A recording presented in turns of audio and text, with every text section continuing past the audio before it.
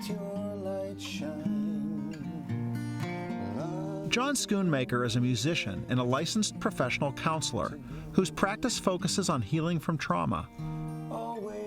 He suffered his own trauma while growing up in Ohio. So when I was a teenager, I was groomed and sexually assaulted by a trusted Catholic priest.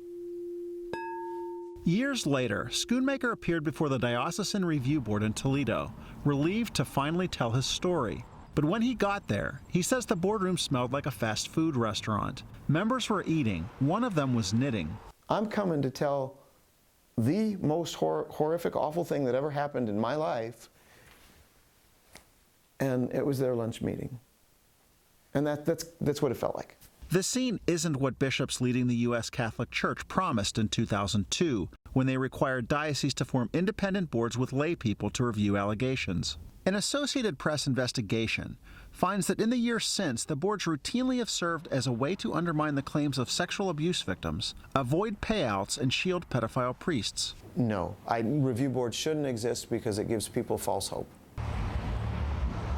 It did for Reilly Kin. Kin was middle-aged before he revealed that a priest from his Ohio high school had sexually assaulted him.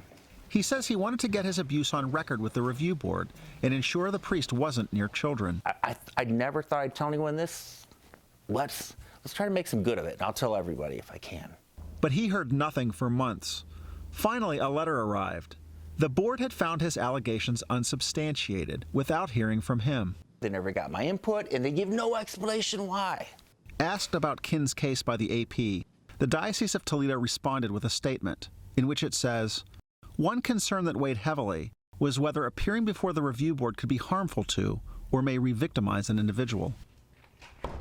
Dr. Jim Richter is a survivor of childhood sexual abuse who joined the St. Paul Minneapolis Review Board in 2016 following reforms in that diocese. You don't need to be an expert in Catholicism, nor do you need to be a cheerleader for the church in order to figure out if somebody has behaved like an irresponsible criminal human being. Kin discovered that the board years ago found credible another accuser's allegations against the same priest, and the Toledo diocese paid to settle a lawsuit.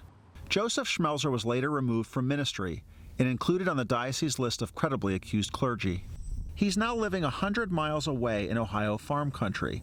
That other accuser was John Schoonmaker. But I've heard that he's got kind of a nice house with a pond, and he has a really nice life. Okay, so you're not making any comment. The AP caught up with Schmelzer as he ran errands. Again, what would you say to them?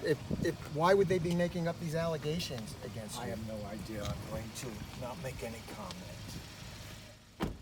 Kin says he would welcome an apology from the church, but he's hoping for something else, to be heard.